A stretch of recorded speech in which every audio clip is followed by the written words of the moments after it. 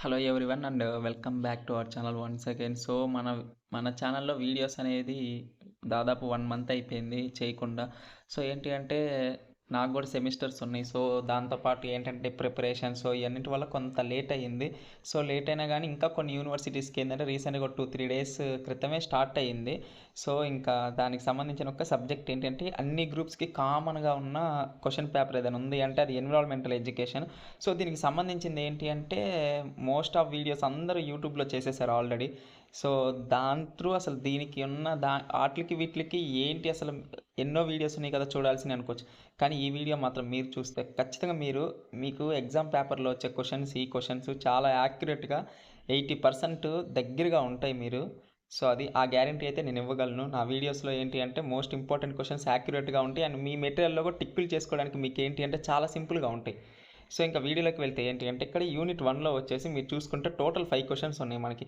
ఈ టోటల్ 5 క్వశ్చన్స్లో మనం first start చేయాల్సింది ఒక ఏంటి అంటే లెవెల్స్ ఆఫ్ బయోడైవర్సిటీ.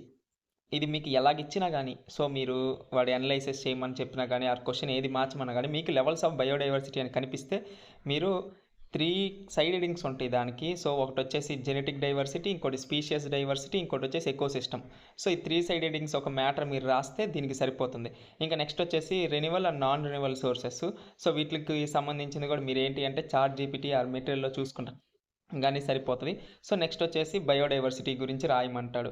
సో ఈ 3 క్వశ్చన్స్ ఫస్ట్ మీరు కంప్లీట్ చేయాల్సింది. మిగతా ఇంకా ఏ క్వశ్చన్స్ వచ్చినా కానీ మీరు ఏంటి అంటే ఎన్విరాన్మెంట్ వాటికి రిలేటెడ్గా పారాగ్రాఫ్ త్రూ రాసేసుకుంటే మనకి సింపుల్గా మార్క్స్ వేసేస్తారు. సో ఇట్లా ఏంటంటే మీకు మార్క్స్ కట్ చేయడం ఏంటి చేయరు, మీరు పేపర్ ఫిల్ చేసేసి ప్రాపర్ రైటింగ్ రాసేసి వస్తే మాత్రం మనకి సరిపోతుంది.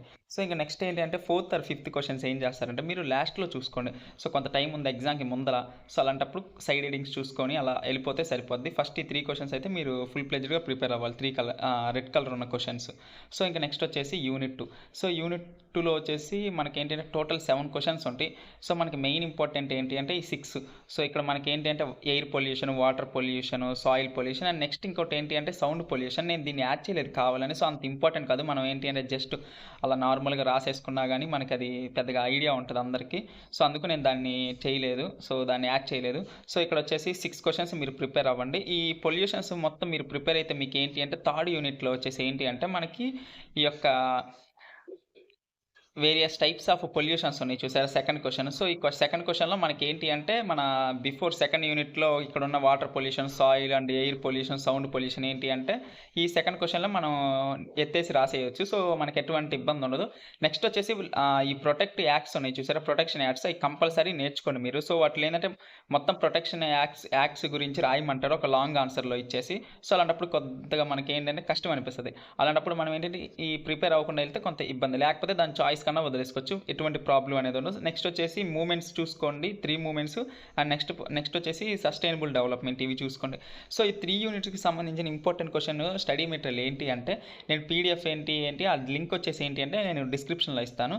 సో ఆ లింక్ త్రూ మీరు ఏంటంటే యాక్సెస్ చేయొచ్చు. దానికి ఒక పిన్ కోడ్, పాస్వర్డ్ అనేది ఉంటుంది. ఆ వీడియోలో మిడిల్లో నేను ఎక్కడో చోట ఇస్తాను మీకు. సో ఈ వీడియో మీకు యూస్ఫుల్ అనిపిస్తే మాత్రం ఖచ్చితంగా ఎన్విరాన్మెంటల్ ఎడ్యుకేషన్ ఎవరైతే రాస్తున్నారో వాళ్ళకి షేర్ చేయండి. అండ్ మీకు వచ్చేసి ఏంటి అంటే యూస్ఫుల్ అనిపిస్తే మాత్రం ఖచ్చితంగా లైక్ చేయండి. సో ఈ క్వశ్చన్స్ పక్కా యాక్యురేట్గా వస్తాయి. సో ఇంకా ప్రిపేర్ అవ్వండి.